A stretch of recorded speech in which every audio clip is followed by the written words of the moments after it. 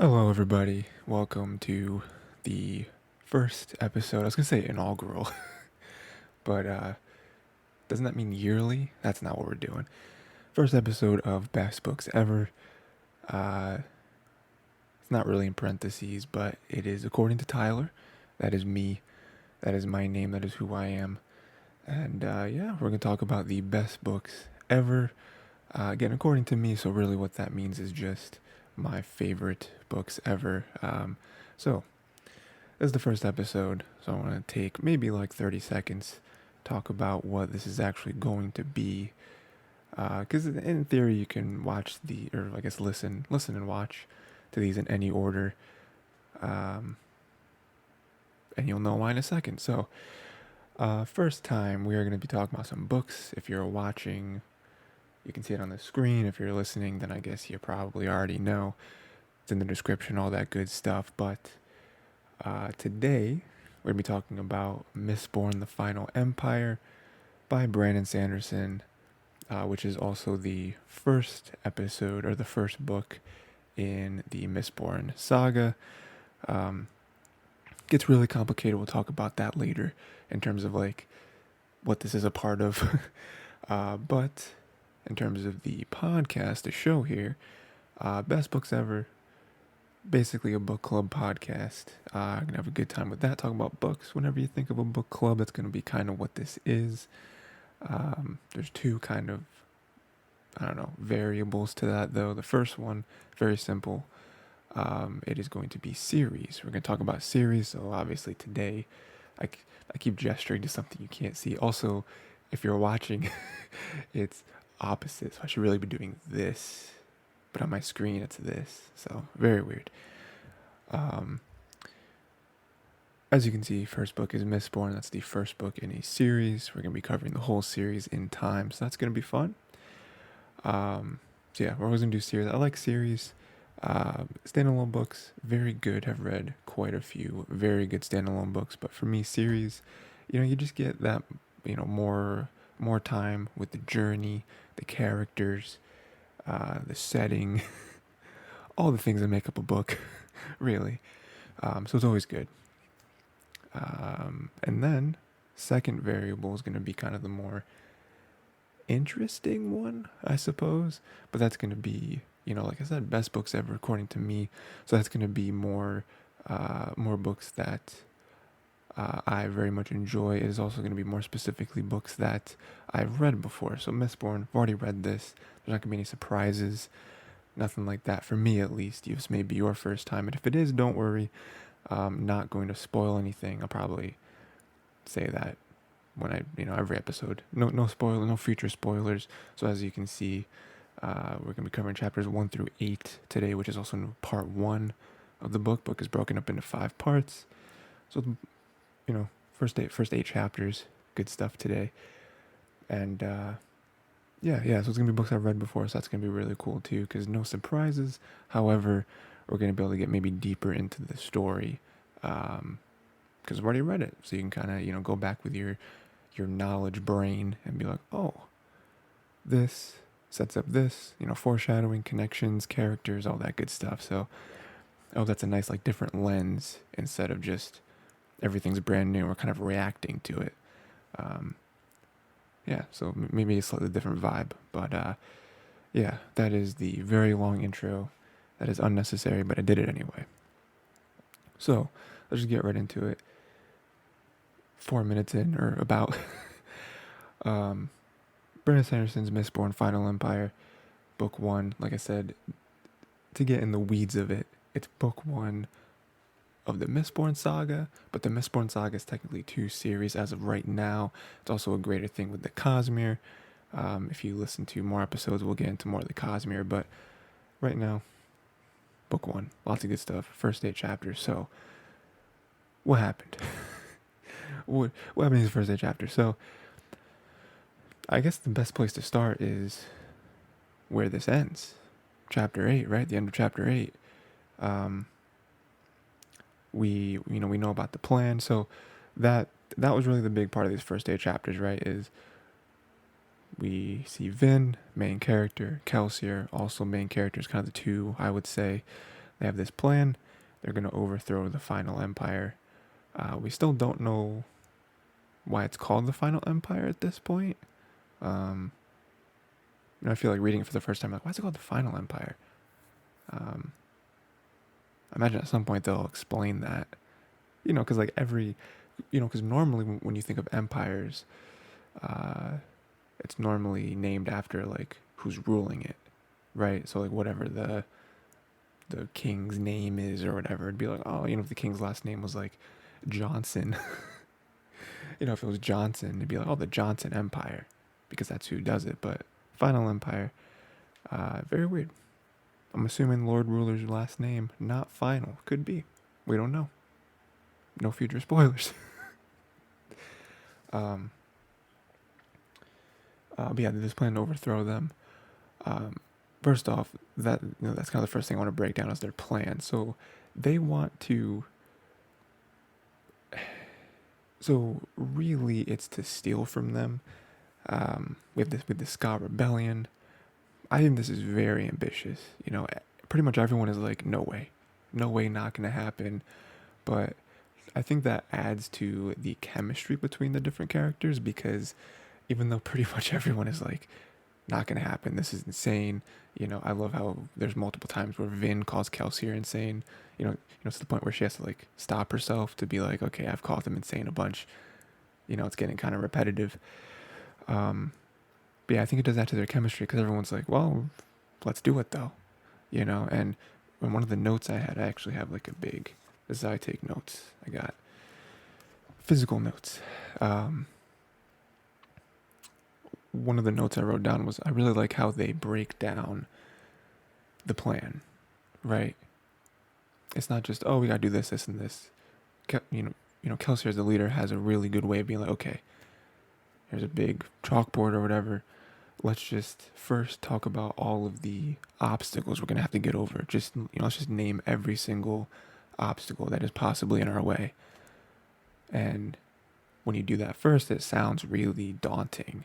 But then he's like, all right, what are some solutions to these? And you can just see how he's like compartmentalizing all of these things. And then when you break it down that way, it's like, oh, this is actually kind of doable.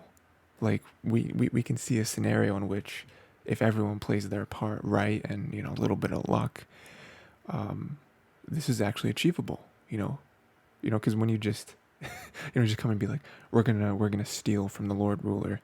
It's like, yeah, is that what you think you're gonna do? But then when you break it down step by step, it's like, oh, okay, I kind of understand this, and that's really with anything, right? If you just have this like large goal, it's very hard to like like visualize it. But then you're like, oh, you have the different steps, different paths that you may take, and those little flow chart sort of thing. It works out. So that's really cool. I just want to touch on there. We have all the characters that we're gonna know more, right? We have like Clubs and Dachshund and Ham and all those guys. So I think that this first these first 8 chapters though, we're mostly focusing on Vin and Kelsier. I was like, oh, we only, again, it's only 8 chapters, only part 1. But like we can't really delve too deep into these other guys because right now they really did throw us with a lot of characters. Like, if we're considering all of those guys main characters, there's like 7 of them. And at the very end, they're like, oh, here's Sazed. So a lot of stuff. But right now, I think the first thing I wanted to point out was just how trusting everyone is, how crazy the plan is. Because apparently, like the Lord Ruler, if we're going to go that route now, we got the Lord Ruler, we have the Inquisitors. I think them not telling us too much. We don't know like the full history of the Lord Ruler, but they did sprinkle in some things here and there where they're like, oh, Lord Ruler's immortal. He's basically looked at as God, which is very interesting because most other books, most other stories, even in real life, don't have God just like among the people. Like God is not king, right? God is some being, some higher power. No one like you're not gonna see him just like strolling into the marketplace or something, right? Like I guess you don't really see that now, but um, it's also not like, oh, there's Lord Ruler's Keep over there. There's Credit Shaw, which they mentioned briefly. Oh, he just kind of lives over there. Like that's not normally what God does in different stories, right? So that's interesting because even Kelsey and I think a couple other people do. They mention about how they believe he's not immortal. They believe there is something that can take him out. Maybe he's not omnipotent, all that stuff. So that's a like fun little maybe foreshadowing of just them having to come up with some other type of plan. Because even Kelsier was like, "We'll just have to take care of it." I don't know. We'll have to see. And then even we have the Inquisitors, right? We have the Garrison, which is just normal people, I suppose, but the Inquisitors are something different, where that's a lot with the Lord Ruler of like, oh, they're also immortal. They can see into a man's soul. And so we do get a lot of an allomancy, which we'll get to. Those two things are big, big like fantasy injections, and I like that they added those characters or those like types of characters to it because this is truly building up an insurmountable task. Not only do we have God seemingly that we're gonna steal from, but we have like mini gods, demigods even, that are like his like personal army basically. Again, we haven't seen too much. I mean, we haven't actually seen the Lord Ruler at all, and we've briefly seen an Inquisitor, and we haven't really seen what Inquisitors can do, right? Like we've only seen them like chasing Cammon, and then we cut to Kelsey be like, oh, we lost him, right? No one wants to face an Inquisitor, no one wants to face Lord Ruler, obviously.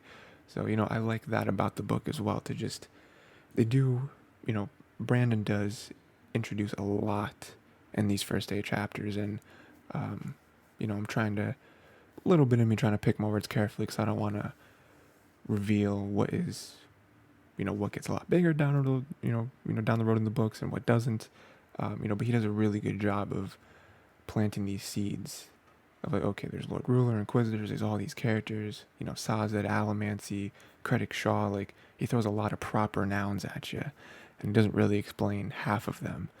So it's really interesting to kind of see that, and again, going back to Lord Ruler and the Inquisitors,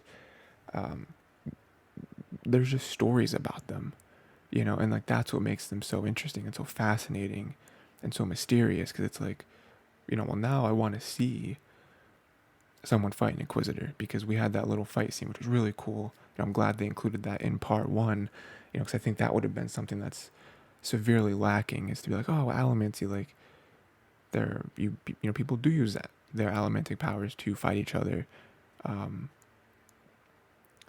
both do things and then stop people from doing things. There's, those Allomancers and, mistings and whatever on both sides. So for us to see that and to see Kelsier, I think that scene does a lot for the book. I think that, one, it's an action scene, which is cool, right? Like, I think most people love a good action scene. It shows off the Allomantic powers being used in conjunction with each other.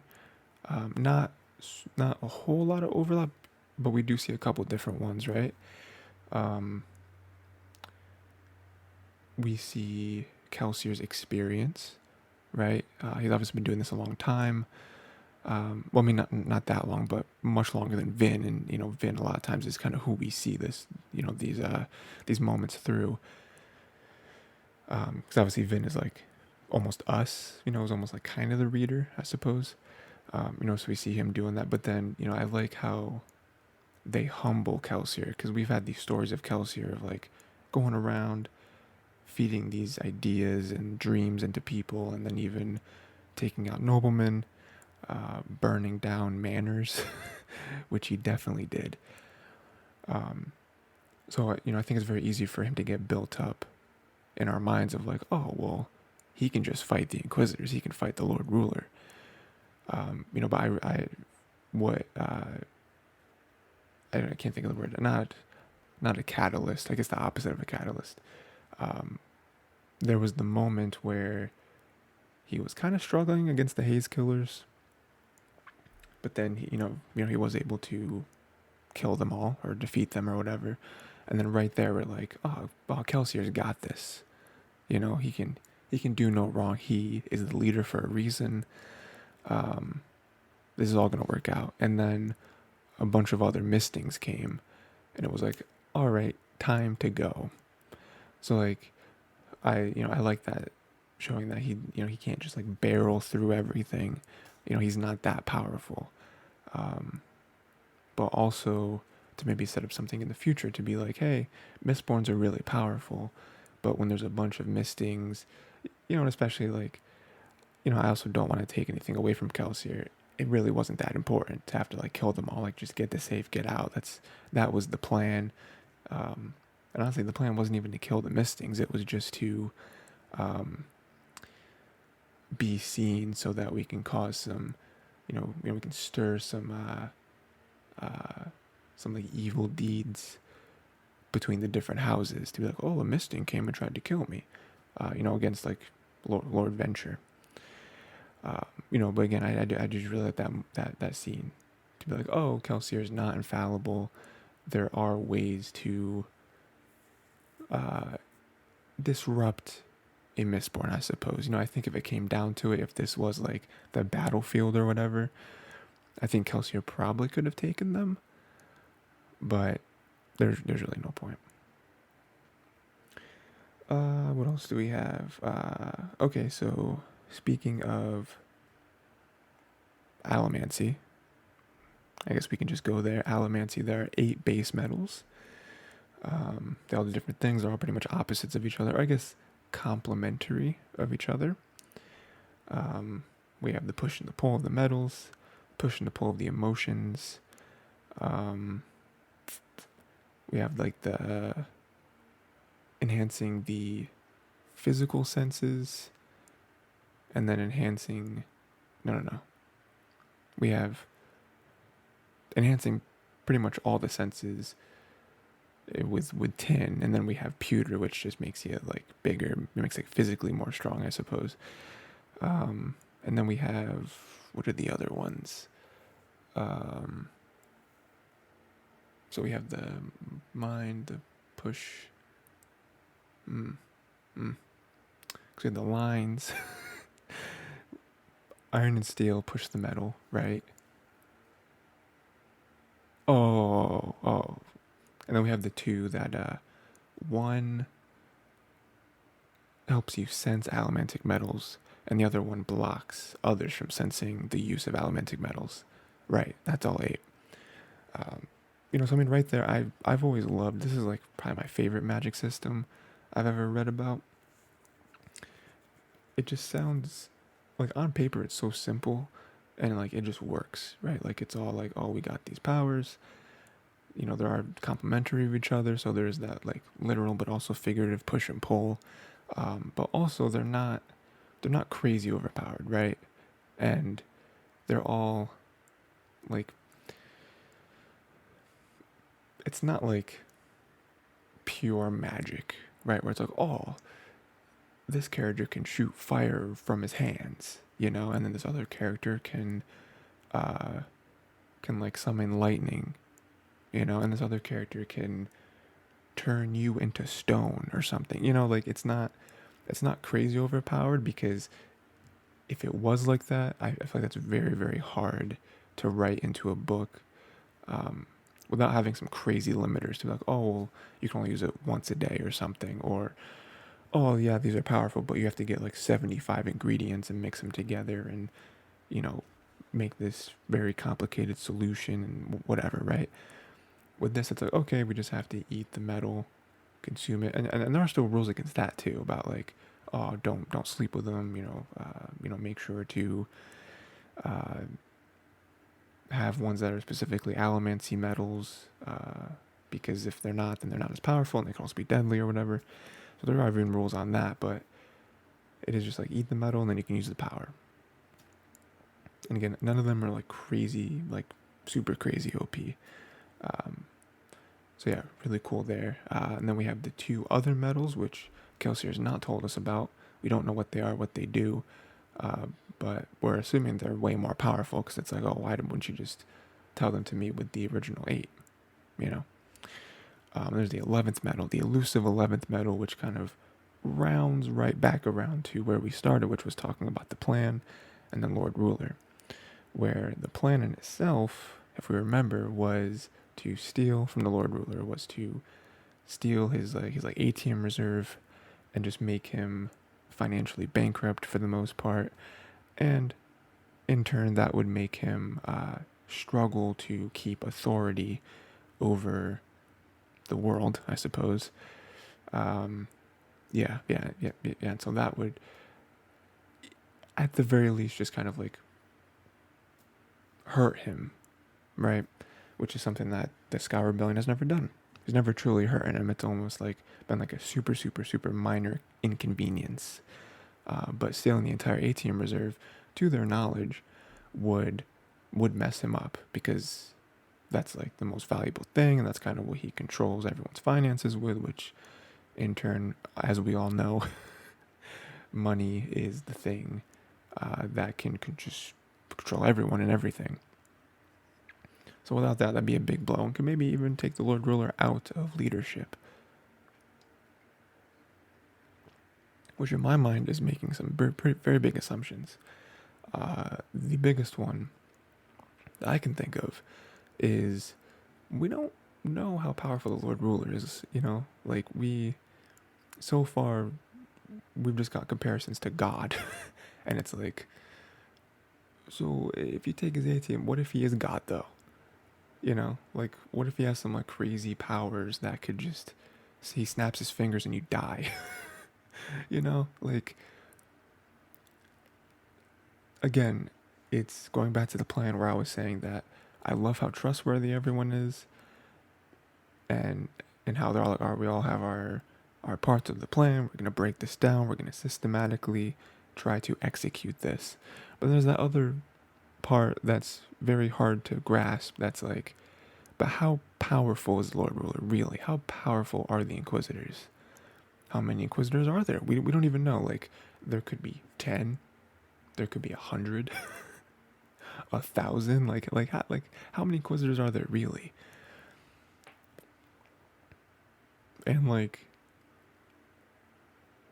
again, with the whole like, how powerful are they? Their whole thing is, oh, we're gonna get this big of an army, and it's gonna be enough to hold up the garrison. It's like, even if you murder every garrison member, I guess, is like, will a dozen Inquisitors wipe out 10,000 regular people? Like, how, again, the Lord Ruler, can the Lord Ruler just wave his hand and be like, all right, you're all dead. I am God. I created man, and I can take you out. Like, but this is stuff we don't have to worry about right now. It is stuff to think about, though. So yeah, and then just to kind of cap off the Allomancy thing. Again, I love Allomancy. I think it's really fun and really cleverly designed.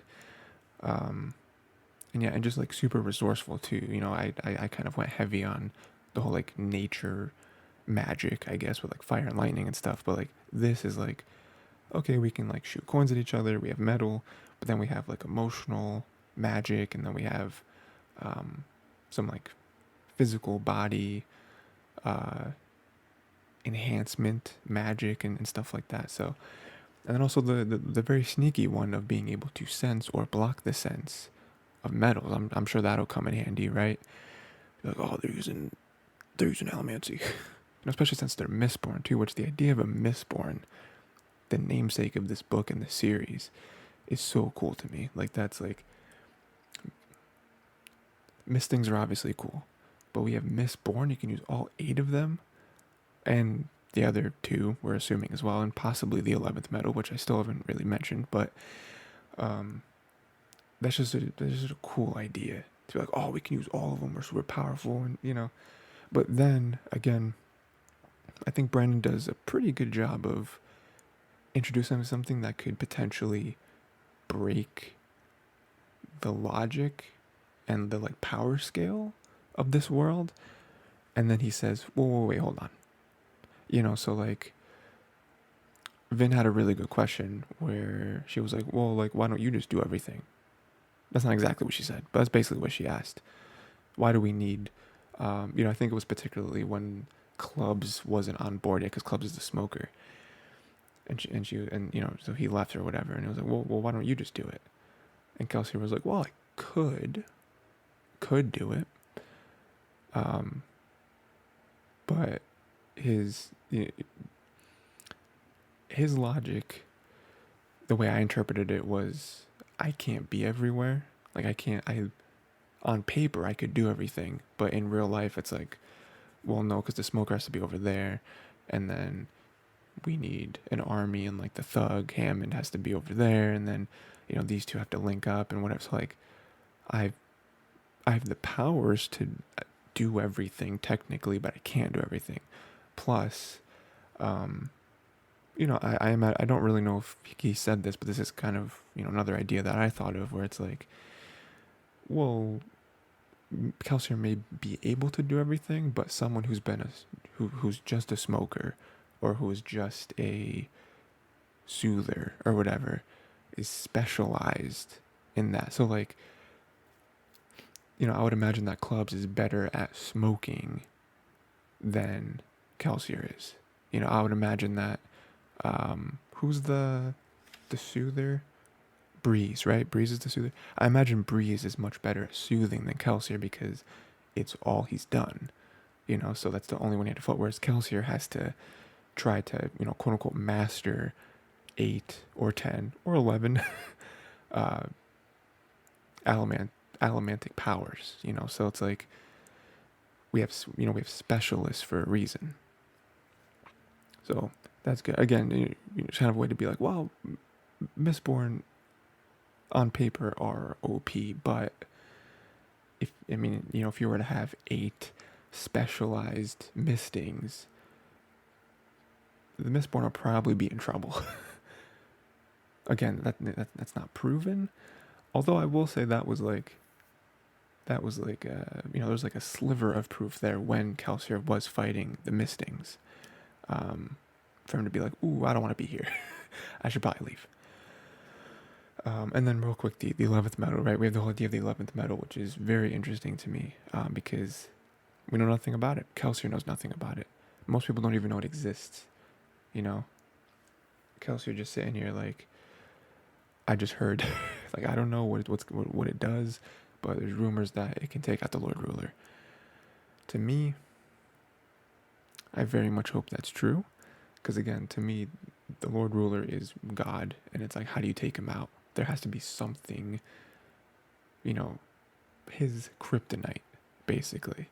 Is that the 11th medal? I sure hope so, because if it's not, I don't know what's going to happen, because then we roll into, I think I have like 2 more points I want to get to. The first one being Kelsier and revenge. His whole thing, and I think at least one member of his crew, I forget who it was, maybe Breeze Hammond, I don't know. Oh no, his brother. His brother mentioned it, Marsh, where he can tell that this is about revenge. You don't care about the sky as much as you say you do. You don't care about being charitable or whatever. Like, you just want to kill the Lord Ruler, because the Lord Ruler threw you, threw him and Mare into the pits, I believe, and Mare didn't make it. And the Mare situation, but then also him being in the pits, ruined him enough to snap him, which we haven't quite gotten a full description of, but that happened, and then he was suddenly a Mistborn, I guess. Yeah, so he wants, this is not what they're being paid for, but he does want to kill the Lord Ruler, I'm assuming. And so that, again, that to me is like, he needs the 11th medal. This 11th medal has to be real. And because of that, like, how is he going to do it? Again, we're assuming that, again, there's just so much uncertainty, and that is one of my favorite things about these first 8 chapters. And again, I already mentioned about, like, Brandon planting these seeds of, like, you want to know more about the Lord Ruler. You want to know how he came to power. Well, I mean, we kind of know that. They mentioned something about um, beating the deepness and saving the world or something like that. So we're assuming that he just saved the world, and we're like, hey, you can be the ruler. But then someone described him as the creator of mankind. So mankind exist before him, or I don't know. But again, like, if he is God, or even close to a god, it's like, how do you plan on beating him? And then the Inquisitors, there's been so much mystery around them, but also very similar praise and like superstitions about them as the Lord Ruler. It's like this is crazy. But yeah, I did just want to point that out because I do really like Kelsier being seemingly a good dude. Even at the very end, I love that. Like, the last thing we get in this part is Vin asking Sazed, "Hey, is Kelsier a good guy?" And Sazed is like, "One of the best I've ever known," and Vin's like, "I don't think I've ever known any of those before." You talk about a good man, a good person, and I love that because okay, Kelsier good, but then his like inside of him, he is driven by revenge. Like that's what keeps him alive. That's what keeps him going. It's what keeps him sharp. You know. And it's also kind of sad too, because it's like, in the off chance that he does kill the Lord Ruler, what does he do after that? It's like Thanos from the MCU, where Thanos was the big bad villain, fighting all the superheroes, Iron Man, Captain America, all that, and he won, basically he won, and then it was like, now I rest, you know. But with Kelsier, I feel like it's more like hatred that's driving him, and less just like a purpose. So if he were to win, I think he would just be like, all right, I can now rest as in die, you know. But yeah. And then basically the last thing I wanted to get to was Vin and trust. I think that's also a big reoccurring theme.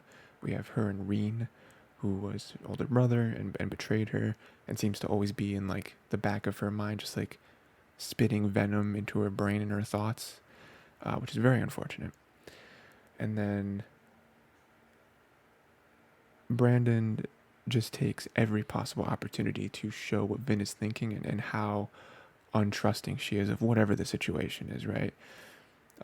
Like, every time someone enters a room, she immediately starts thinking about who they are, what they're doing here, how are they going to betray me, how are they going to try to use me, like even um, when she first meets everyone, she's like, oh, what does Kelsier want out of me? How is Kelsier and the crew so buddy? Is it just a front for each other? Is this a front for me, for them to make me believe that they're all truly together? Um, they talk, Vin mentions it towards the end, where Kelsier's like, no, trust is real. And she's like, I don't know. And, and he's like, oh, here's the 3,000 boxings. You can leave whenever you want. What's stopping me from just running away? Nothing at all. And she's like, are you sure? Are you just saying? So I just really love that aspect to her as well, where she's super untrustworthy, or not, she's untrustworthy, but she finds everyone else untrustworthy. I love the line too, where Kelsier says something, or he thinks it, and he's like, he says that he thinks that Vin is not a bad person. She just believes that everyone else is. And I just think it's the perfect way to describe her. Because right now it's like, I imagine that's the feeling that all the readers are supposed to feel reading this, where it's like, we like Vin. We want Vin to succeed. Part of me in that wants Vin to be more trustworthy, because from our perspective, Kelsier and everyone are genuine. Sazed genuine, his crew and everyone. So we want them to trust each other. I think that would be a nice little arc as well, to be like, oh, I finally trust people, and to maybe get Reen's voice out of her head, and have a family, because Reen, her only family, betrayed her. We have the story of the mom. I apparently tried to like hurt them or something. I don't think we heard anything about the dad, but it's just like, it's just like cycle. Kamen being who he was. It's just like, oh, it'd be nice to finally find a crew, maybe finally find a family. But yeah. And then also up until this point, I just really love the little like jabs. It's like, oh, what are they thinking? How are they gonna try to get something out of me? It's like, Vin, you got to stop. Like not drinking the like juice or whatever, but but then picking at the food. It's like, oh, you might have poisoned it. Even when they first meet, Kelsier wants her to drink the vial because he wants to test if she's a Mistborn or maybe just a Misting. And she's like, why don't you drink some of it first? And then he goes to drink it, and she's like, no, make sure to mix it up because you got to get some of the sediment in the bottom. And he just rolls his eyes.